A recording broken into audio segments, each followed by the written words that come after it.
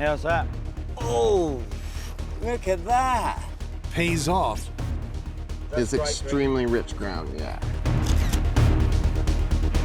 An underground volcano of gold exploded with riches, blessing Parker Schnabel with profits no one saw coming. In a single season, his crew unearthed more than 7,000 ounces of gold, breaking records and raking in millions. Tune in as Parker, with his humble lifestyle and relentless drive, is rewriting the rules of success in ways no one expected. The Yukon gamble that paid off big. By the time Parker was in his early 20s, Parker Schnabel was already making waves. Forget the usual young adult drama, this guy was busy mining over $13 million worth of gold. His company, Little Flake Mining, wasn't just sitting around either. It played a massive role in turning Parker from a young rookie into a gold-digging powerhouse. But it wasn't just about digging up dirt. Parker's success came from knowing where to mine and who to work with. Those early choices would spark a reckoning that no one saw coming. Take his big move in January 2023, for example. Little Flake shook hands with Metallic Minerals and snagged exclusive mining rights to over 5 miles of gold-rich land at Australia Creek in the Yukon. This wasn't just a maybe there's gold kind of place. This spot was known for its treasure-filled soil. Parker's team went in hard, with Metallic Minerals tagging along for the ride, though they'd get a slice of the pie in the form of royalties. This was no backyard project, it was a gold rush 2.0. Now, Parker's name wasn't just floating around for nothing. His team hit some jaw-dropping numbers, pulling in gold hauls that set new records. Imagine hauling out over 7,000 ounces of gold in one season. That's worth around $9 million. And when they thought they couldn't top it, they went ahead and mined over 7,500 ounces in another season. That's roughly $14 million straight into their pockets, despite facing broken down machines and wild weather that would have sent anyone else packing. But don't mistake Parker for someone who's just all about the glitz and glam. Unlike what you might expect from a guy rolling in millions, he's not lounging in mansions or flying in private jets. Parker keeps it shockingly low-key. He doesn't even own a house. When he's not at the mining site, he's crashing at friends' places. And instead of spending his cash on flashy cars or luxury, he'd rather spend it on experiences. From taking his dad to epic sporting events to planning big trips for his crew, Parker's all about making memories. It's a simple approach that's pretty refreshing for someone in his position. This grounded mindset probably comes from his early lessons in mining. Parker got his start learning from his grandfather, who ran the family's mining business. While other kids might have been playing video games, Parker was out in the dirt, soaking up knowledge about the trade. When he eventually took over, he didn't just keep things ticking along, he cranked up the scale. His ventures didn't stay local for long. He's explored gold-rich territories far and wide, from Guyana to Papua New Guinea and even Australia. These global adventures haven't just added variety to his portfolio, they've stacked up his wealth, which as of 2024 sits at a comfortable $8 million. But of course, not everything in Parker's life is golden. Balancing his intense career with personal life has been a tricky act. When you're out chasing gold in remote places, dating gets complicated. Trying to explain his non-stop, unpredictable lifestyle to potential partners isn't exactly a winning pitch. It's made relationships a bit of a rocky road for him. Still, Parker's not giving up. He's talked about wanting a family one day, even though it might take some serious juggling to make it work. What's clear is that Parker's story isn't just about luck or striking it rich overnight. It's about sticking with it, taking risks, and playing smart. From record-breaking gold hauls to international mining adventures, Parker's journey has been anything but boring. And while he's made his mark as a gold miner and reality TV star, his down-to-earth attitude and focus on what really matters, like experiences and relationships, set him apart. As Parker keeps pushing boundaries and taking on new challenges, there's no telling what's next. Maybe it'll be another record-smashing gold haul, or maybe he'll finally figure out that work-life balance he's been chasing. Whatever it is, one thing's for sure. Parker Schnabel's story is one to watch. He's not just about the gold, he's about making every ounce of his journey count. Even his decision to partner with Metallic Minerals wasn't just a lucky break, it was a calculated risk. The deal was bold, staking claims to land that hadn't been fully tapped. Sure, the area was known for gold, but taking on such a big venture required serious confidence in his team's ability to deliver. And deliver they did.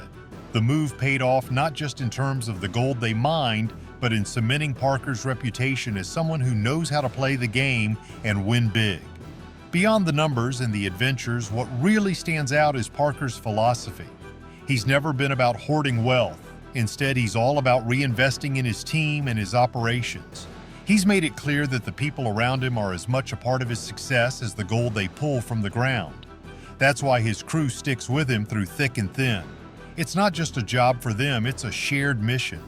As Parker celebrated their triumph, a tough choice lay ahead.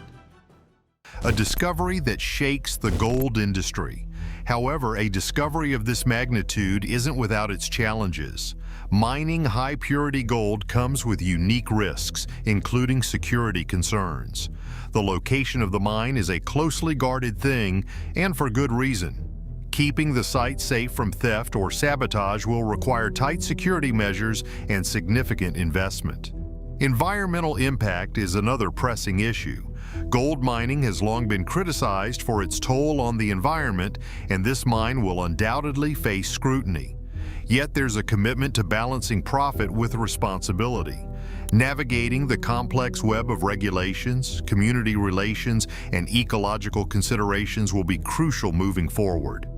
Beyond personal success, this discovery is a milestone for the entire gold mining industry. It's proof that even in a world where many believe all the great finds have already been made, there's still room for groundbreaking discoveries. This could inspire other miners to take bigger risks, push into uncharted territories, and invest in new technologies. On a broader scale, this find has implications for the global gold market. While a single mine isn't likely to shift gold prices dramatically, the buzz surrounding such a discovery could drive increased interest in gold as an investment. Investors might flock to gold markets, creating a ripple effect that benefits the industry as a whole. What makes this path so compelling is that it's about more than just gold. It's a story of ambition, resilience, and the willingness to bet it all on a dream. Rising from a teenager running a small family mine to uncovering one of the richest gold deposits ever is a testament to what's possible when hard work meets opportunity.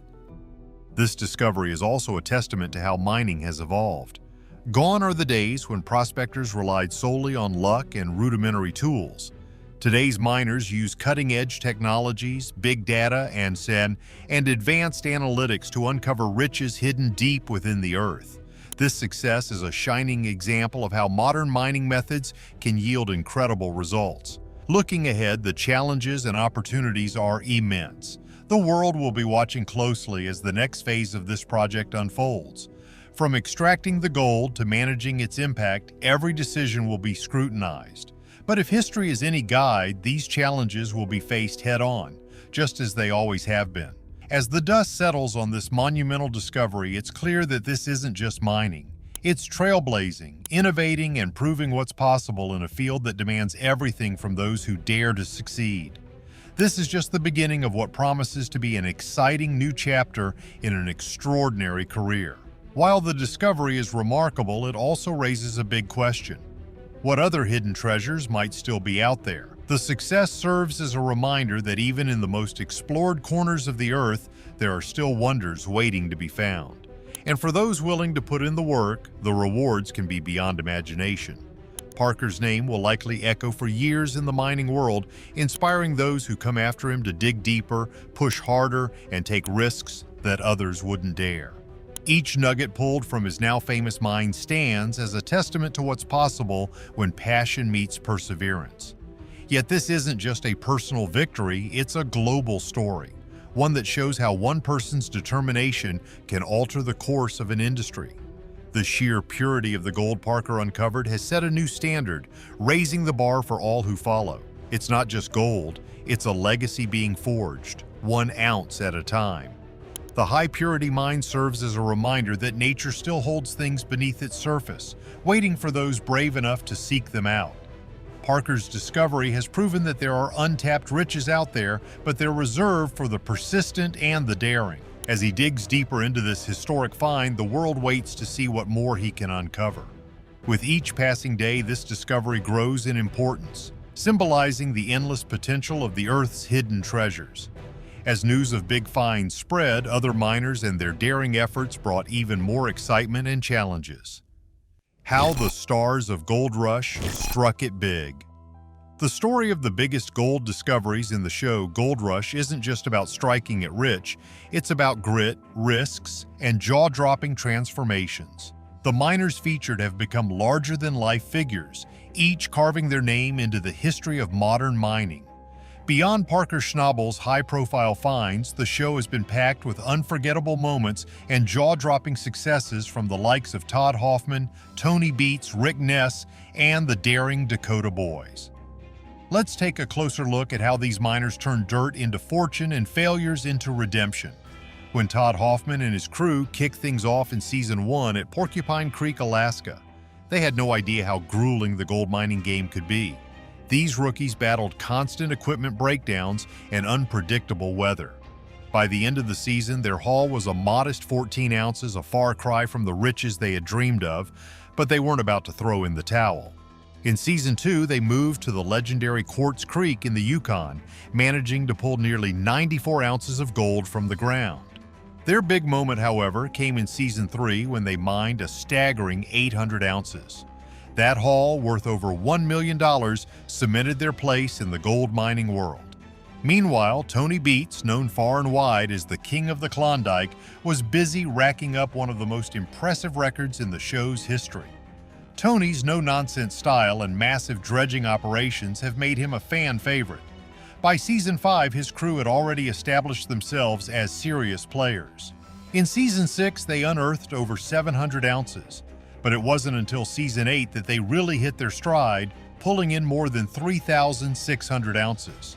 Season after season, Tony and his family-run crew kept pushing boundaries, reaching a jaw-dropping total of over 4,600 ounces in Season 12. It's clear Tony Beats' mining empire is not just surviving, it's thriving.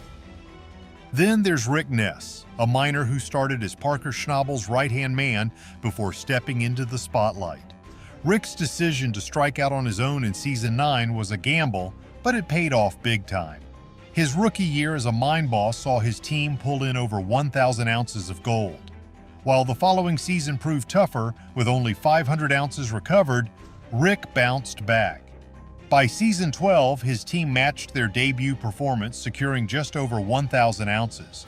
Rick's path from sidekick to leader shows that resilience and risk-taking are what the gold game is all about. The Dakota Boys, Fred and Dustin Hurt, are another story altogether.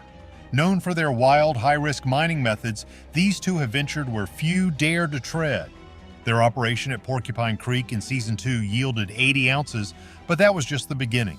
Their reputation grew as they took on increasingly dangerous digs, including underwater mining expeditions and remote mountain claims. They've shown that sometimes the biggest rewards come to those willing to take the craziest risks.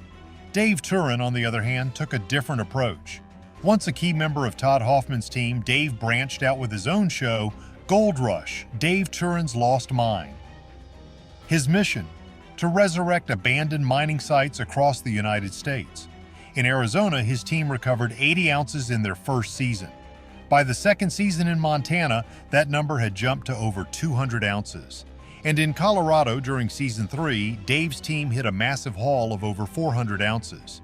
His knack for reviving forgotten claims has not only brought old mines back to life, but also delivered some of the most impressive hauls in the series. Tony Beats' path remains unmatched for its sheer scale and audacity. His focus on dredging has not only revived forgotten techniques, but also redefined how gold mining can be scaled. Operating some of the largest equipment seen on the show, his investments and risks consistently pay off.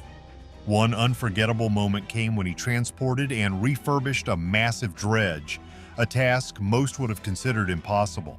That same dredge became central to one of his most productive seasons, hauling in over 3,000 ounces. Rick Ness, despite his ups and downs, symbolizes the spirit of perseverance. His crew faced harsh weather conditions and technical failures that would have pushed many to give up. Yet he never backed down, often rallying his team with bold ideas and determination. His early success in building a tight-knit team shows that leadership isn't just about results.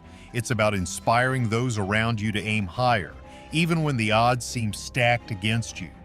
The Dakota Boys took mining to the extremes, with their ventures into remote and dangerous locations, making their segments some of the most thrilling in the series. From scaling icy cliffs to diving into freezing rivers, Fred and Dustin's adventures turned the pursuit of gold into an adrenaline-filled spectacle. Their focus on high-risk, high-reward methods resulted in some truly remarkable finds that kept viewers on the edge of their seats. Dave Turin's meticulous approach to mining has provided a fascinating contrast to the high-octane methods of others. His strategy of targeting forgotten sites speaks to his expertise and ability to see potential where others see waste. By focusing on the details, such as soil composition and historical data, Dave's work often yields impressive results that show there's more to mining than brute force and luck. Looking at the bigger picture, Gold Rush is more than just a show about mining. It's a testament to human resilience and the lengths people will go to chase their dreams. Every miner featured has faced setbacks that could have ended their careers, yet they push forward, driven by the promise of fortune and the thrill of discovery. Their stories, full of grit and ingenuity, serve as a reminder that success isn't handed out, it's earned through hard work and a willingness to take risks. Big discoveries bring not just success, but also fights, arguments, and tough moments that test everyone involved. Fiery clashes in the gold mining world. The time on Gold Rush has been nothing short of dramatic. The mining career has been marked by fiery disputes and heated clashes, revealing a tough, unyielding side to the young miner. These battles have made a standout figure, but they've also highlighted the intense and often cutthroat world of gold mining. Let's start with the famous feud with Tony Beats. Tony Beats is no stranger to drama himself, but when they crossed paths, things got explosive. Early on, their relationship seemed solid. Tony acted like a mentor to the young miner, eager to learn the ropes. But when mining ground was leased from Tony, cracks started to form. Tony's high royalty rates were a sticking point, and it didn't take long for things to boil over. In Season 4, Tony accused him of violating contract terms and shut down the operation. This was just the start. By Season 8, they were at each other's throats again. Dirt was dumped on Tony's land without permission, and Tony wasn't about to let that slide. Accusations of greed were made, and Tony doubled down, demanding respect for the agreement. This back and forth cemented their rivalry. The hunger for independence only added fuel to the fire. Season 12 saw patience tested once again. Faced with an excess of dirt, a loophole in the deal was found, and dirt was dumped on Tony's land. Tony's rage was palpable, but there was no backing down. It was a bold move that showcased growing confidence and a willingness to play hardball. Tony's reaction? Less than amused, but his hands were tied by the very terms of their agreement. This saga was a turning point, showing a transition from the eager young miner to someone willing to challenge even the most established players. Then there were the Dakota Boys, Fred and Dustin Hurt. These two were never shy about expressing their frustrations, and plenty of reasons were given for them to do so. Season 3 brought a major clash when a bridge at Porcupine Creek was replaced without giving Fred and Dustin a heads up. This wasn't just an inconvenience, it cut off their access to essential supplies. Fred was livid. He confronted the situation, letting his feelings about the lack of communication be known. Things escalated quickly, and Fred, in a fit of rage, brandished a knife. It was a moment that underscored just how high tensions can run in this industry. The confrontation became one of the most talked about moments in the show's history. But challenges weren't limited to rivals. Even within the team, conflicts bubbled to the surface. Take Brennan Rouault, for example. Brennan had been a key member of the crew, but by Season 12, he'd had enough. Brennan felt that his abilities were constantly questioned, leading to frequent arguments. The tension reached a breaking point, and Brennan decided to leave. His departure highlighted just how tough it can be to maintain harmony in such a high-pressure environment. Relentless drive and perfectionism, while key to success, often came at the cost of crew morale. These battles, whether with seasoned miners like Tony Beats or team members, paint a picture of a young man navigating one of the toughest industries around. The path isn't just about striking gold, it's about proving oneself in a world where every decision is scrutinized, every move has consequences, and every rival is waiting for a chance to pounce. The clashes have shaped not only a career but also a reputation as one of the most determined and polarizing figures on Gold Rush. What's clear is that confrontation is not shied away from. Whether standing up to Tony Beats, pushing back against the Dakota Boys, or addressing tensions within the crew, it's proven time and again that fighting for what one believes in is the way forward. It's this determination that has driven success, even as it's created plenty of drama along the way. Love it or hate it, this is a force to be reckoned with in the gold mining world. The question is, how far will this drive go to stay on top? As the stakes continue to rise, one thing's for sure. The path is far from over. Could Parker's gold mine discovery spark a new gold rush? Or is there something hidden behind this incredible find that no one is talking about? Share your thoughts and remember to like and subscribe for more.